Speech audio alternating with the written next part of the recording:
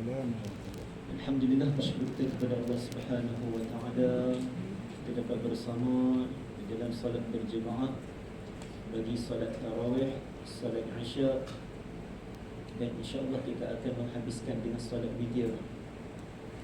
Dan bersyukur kita atas pertemuan kita untuk kali yang kedua bagi saya di surau ni. Tahun lepas kita dah bertemu sekali, dan tahun ni kita dipertemukan lagi. Diizinkan oleh Allah untuk kita bersama-sama berdoa, bersolat. Moga dengan pertemuan ini Allah menemukan juga kita di akhirat kelak, agar kita sesama kita menjadi syafaat kepada yang lain, untuk kita memanggil dan mengajak sesiapa yang kita kenal di surau ini bersama dengan jemaah ini untuk kita bersama di dalam syurga Allah. InsyaAllah. Amin, insyaAllah.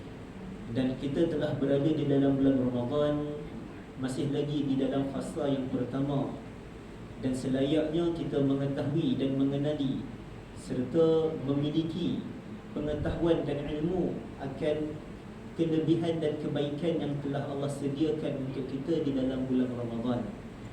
Allah Ta'ala berfirman, "Qul bifadlillahi wa birahmatihi fabidzalika falyafrahu huwa khairun mimma yajma'un."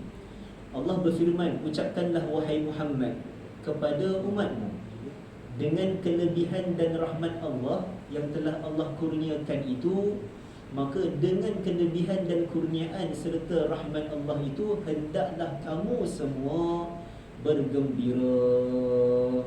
Itu yang difirmankan oleh Allah Ta'ala, yang mana firmannya itu bersifat umum. Bersifat umum. Umumnya bagaimana? Iaitu Allah kata bifadlillah, dengan kurniaan Allah, wa rahmatihi, dan rahmat kasih sayangnya. Maka kita berada di dalam bulan Ramadan, kita dikurniakan kurniaan yang tidak ada pada bulan yang lain, yang tidak ada pada masa yang lain.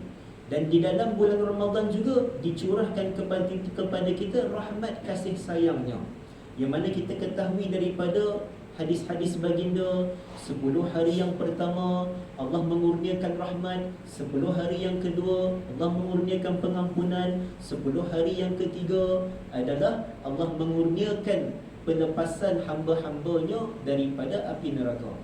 Maka di situ menampakkan akan rahmat Allah Subhanahu wa taala. Lalu apa yang Allah perintahkan kalau kita dah sedar akan kurniaan ini? Allah perintahkan kepada kita agar bergembira. Bergembira kat situ bukan main mencur dengan anak cucu, tuan-tuan. Ini dia pula jadi anak cucu orang tu. Jadi budak-budak dia main mencur. Dan ustaz kata tadi bergembira. Kata kan, gembira dah sungguh ni. Bergembira itu pun boleh, kerana dalam ayat itu pun Allah kata bergembira itu adalah huwa khair, itulah yang terbaik daripada apa yang kamu kumpulkan. Maknanya apa yang kita telah buat daripada bentuk kebaikan, bentuk-bentuk kegembiraan, selama mana tidak ada salah dan melanggar syariat, maka semuanya itu baik. Seperti mana kita main mercun dengan anak cucu, maka benda itu juga baik. Selama mana tidak mengganggu jiran dan tidak mengganggu ketenteraman orang lain. Ini pergi main mercun pukul 12 malam, mana tak ni tuan-tuan, itu benda itu dilarang. Mainlah pada waktu petang ke, lepas berbuka apa, boleh lagi waktu tu. Jadi nak disebutkan kegembiraan yang macam mana yang dikatakan oleh Rasul, oleh Allah Ta'ala di sini.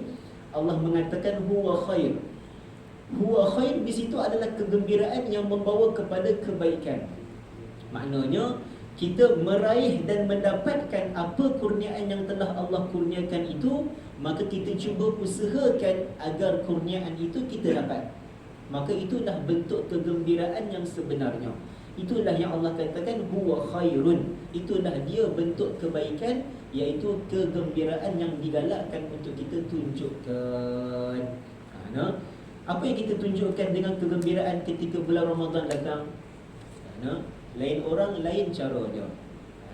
Lain orang caranya seperti nak Ramadan ini, inilah peluang dia nak tukar langsir rumah. Itu. Inilah peluang dia juga nak cat rumah. Itu gembiranya dia. Dengan dia buat persiapan. Itulah peluangnya juga dia nak beli jak kuih baru. Itulah peluangnya juga nak dapat baju raya. Maka kegembiraan itu lain orang, lain caranya. Adakah benda itu menyalahi syariat? Tidak. Selama mana perkara itu tidak bertentangan dengan syariat, maka ianya dibenarkan. Maka berbondong-bondonglah orang pergi ke dekat jam besar tu, carilah sesuatu yang untuk mereka dapatkan, untuk menzahirkan kegembiraan. Maka benda tu tidak salah. Bahkan disunatkan kita oleh para ulama juga menyarankan agar kita memperluaskan rezeki untuk ahli keluarga di dalam bulan Ramadan. Antara yang mereka galakkan adalah memperbanyakkan perkara-perkara sunat, perkara-perkara amalan. Maka amalan yang mereka katakan seperti selain daripada ibadah adalah memperluaskan rezeki kepada ahli keluarga. Memperluaskan rezeki ini bagaimana? Iaitu banyak menginfakkan, banyak memberikan rezeki ataupun memberikan kepada mereka kegembiraan dan kebahagiaan di dalam bulan Ramadan. Jadi benda itu antara yang digalakkan. Jadi kita pergilah ke jam besar tu, tak apalah, macam-macam ada kat situ. Cuma janganlah kita sehingga terlupalah untuk beribadah. Dari 10 malam terakhir tu lagi dibuka jam besar tu sampai pukul 12 malam. Bukan 12 malam, pukul 3 pagi. Yang betul lagi galaknya kita kat situ. Tak apa tuan-tuan, kita niatkan kita pergi itu untuk apa? Untuk memperluaskan rezeki kepada keluarga. Maka itu adalah infak yang terbaik. Dalam kitab Bughyatul Mustarsyidin, penulis di situ meletakkan bentuk-bentuk ganjaran dari segi infak harta. Maka beliau mengatakan infak harta yang paling terbaik adalah diinfakkan kepada para guru ataupun alim ulama fiqh, yang mana ganjarannya seperti sebanyak 900,000 kali ganda. Yang kedua, kepada ahli keluarga yang terdekat seperti isteri, pasangan ataupun anak-anak, ganjarannya seperti 600,000 kali ganda. Kita menginfakkan harta kita kepada pasangan kita dan ahli keluarga. Macam mana kita nak infak harta dekat pasangan? Pergi belilah baju raya untuk dia, itulah maksud dia. Pergi tambah gelang kat tangan dia ke, kan? Yang itu gembira sungguh perempuan tuan-tuan. Jangan main-main benda tu. Bahaya juga kita cakap kat sini, nanti dia bertuntut tuan-tuan. Minta maaf nak pakcik-pakcik semua, saya dah terlepas kata dia bertuntut, itu nasib lah. Tapi itu infak yang terbaik daripada kita memberi kepada yang luar. Memberi kepada yang luar, ganjaran dia lebih sedikit, tapi juga mendapat ganjaran pahala. Cuma nak dikatakan memberi kepada ahli keluarga, ganjaran dia lebih besar daripada yang selainnya. Jadi infakkan kepada isteri, pasangan, anak-anak. Sesuatu yang tidak berlaku padanya pembaziran, yang mana ianya mendatangkan kebahagiaan dan mendatangkan lagi kasih di dalam ahli keluarga. Kemudian barulah dikeluarkan kepada infak itu ahli keluarga yang besar, seperti ibu ayah, seperti adik-beradik, seperti pak menakan, pak mertua ataupun sepupu sepapat. Maka itu keluarga yang lebih besar. Maka infak yang ketiga adalah kepada mereka ni. Ganjaran dia saya tak ingat, ada dituliskan dalam kitab Bughyatul Mustarsyidin. Kemudian barulah kepada jiran tetangga, kemudian barulah kepada kawan-kawan dan kenalan, kemudian barulah kepada orang awam. Maka di situ tingkatan-tingkatan kita adalah melakukan amalan soleh yang berbentuk infak, memberi. Jadi itu bentuk kegembiraan yang sepatutnya terjadi. Jadi itu sebenarnya mukadimah saya. Itu tazkirah malam ni, belum masuk isi lagi. Boleh kot no? 5 minit dah ni. Dah 9:45 dah. 27 minit. 27 minit. 10 minit lagi 5 minit. Antara perkara yang saya ingin tekankan pada malam ni adalah keberkatan puasa pada tubuh badan kita. Benda ni perlu untuk kita ketahui. Dalam ibadah puasa sebenarnya ia mendatangkan kepada diri kita keberkatan yang baik. Bila disebut tentang keberkatan puasa, dia tak cerita tentang kelebihan puasa, tapi dia cerita kesan puasa, dia menambahkan lagi kebaikan yang lain. Itu. Bila disebut keberkatan puasa, seperti mana kita doa, Allahumma barik lana fi syahri Ramadan. Ya Allah, berkatilah kami di dalam bulan Ramadan. Maksud keberkatan di situ, kita mengharapkan daripada ibadah puasa, daripada ibadah yang kita buat di dalam bulan Ramadan, Allah menghasilkan lagi kebaikan-kebaikan yang lain. Maka Rasulullah menyatakan dengan hadisnya yang diriwayatkan, ada disebutkan oleh Imam Al-Munziri di dalam kitab Targhib wa Tarhib. Beliau mengatakan perawi hadis ini semuanya thiqah, dipercayai. Maknanya hadis ini mencapai darjat yang sahih. Maka dalam hadis itu menyatakan Rasulullah bersabda 3 perkara. Ughzu taghnamu. Kalian berperanglah, nanti kalian akan mendapat harta. Dan benda kedua Rasulullah katakan sumu tasihhu. Kalian berpuasalah, kalian akan sihat. Dan yang ketiga Rasulullah bersabda safiru, bermusafirlah, tastaghnu. Kalian akan mendapati kecukupan pada diri. Jadi dalam 3 perkara yang Rasulullah katakan itu, ada satu yang ada pada kita, iaitu berpuasa kalian akan sihat. Itu yang dipesankan oleh baginda Nabi sallallahu alaihi wasallam. Jadi Rasulullah menjanjikan orang yang berpuasa, Rasulullah kata sumu tasihhu. Kalian berpuasa dah, kalian akan sihat. Itu janji Rasulullah. Dan dalam hadis yang lain pula ada disebutkan oleh Imam Ibn Hibban. Dalam riwayatnya mengatakan Rasulullah ada bersabda, yang mana firman Allah Ta'ala, Allah ada mewahyukan kepada seorang Nabi di kalangan Bani Israel. Dan Allah mengatakan, Laisa abdun yasumu ibtigha'a wajhi illa sahhattu jismah wa a'zamtu ajrah.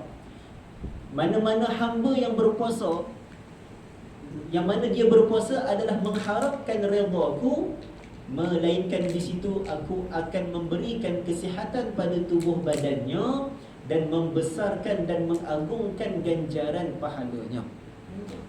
Itu janji Allah Ta'ala kepada mereka yang berpuasa. Bahkan Imam Ibn Hajar Al-Haytami memberikan komentar di situ. Kenapa puasa boleh menjamin kesihatan? Kerana puasa itu kita telah meletakkan batas pada diri kita, kerehatan pada organ dalaman kita. Dan beliau mengatakan pada puasa itu kita dapat menahan segala bentuk keinginan, yang mana pastilah setiap keinginan itu jika melampau-lampau akan mendatangkan mudaratnya. Maka di situ nampak dari segi logik akal yang disyarahkan oleh Imam Ibn Hajar Al-Haytami. Jadi yakinlah kita orang yang berpuasa akan menghasilkan kesihatan. Tetapi dalam pandangan ulama fiqh mengatakan, kalau kita puasa, yang mana puasa itu mendatangkan kebinasaan pada kita, dan kita yakin mendatangkan kebinasaan, wajib kita berbuka. Seperti orang yang kena gastrik, pulun dia nak puasa juga. Dia kata, janji Rasulullah tadi sihat orang puasa. Dia gastrik, tak boleh nak puasa. Puasa ke bulan Ramadan ke bukan bulan Ramadan, memang dia ada gastrik. Jadi dia nak puasa lagu mana? Jadi sebenarnya dia kalau berpuasa adalah keadaannya seperti membunuh diri dia sendiri. Sedangkan Allah melarang kita membunuh diri sendiri. Wala taqtulu anfusakum. Jadi orang yang gastrik wajib padanya berbuka. Weh, dia guna pendapat ni bahaya ke kan? Kalau sakit perut sikit dia dah guna. Tak, gastrik yang macam mana? Gastrik yang memang membinasakan. Bahaya benda-benda macam ni kalau salah dengar. Lagi dia potong video kan, lagi bahaya. Ustaz ni bagi pandangan baru ni kan. Orang yang memang orang sakit diberikan keuzuran boleh berbuka, tapi sakit yang macam mana? Sakit yang zahir itu melumpuhkan keadaan dia, yang memberatkan dan menyusahkan keadaan dia, maka sakit sebegitu dibenarkan berbuka. Dan jika membinasakan keadaan dia kalau dia berpuasa, wajib ke atas dia berbuka. Jadi benda ni perlulah ada kefahaman ilmu fiqh dah di situ tentang berpuasa di sini. Jadi jelasnya menunjukkan sebenarnya kita yang masih sihat, dan bila mana kita berpuasa, dia akan menambahkan lagi kesihatan pada tubuh badan kita. Bukannya dah sakit baru nak berpuasa untuk sihat, memang tak dapat dah jawapannya.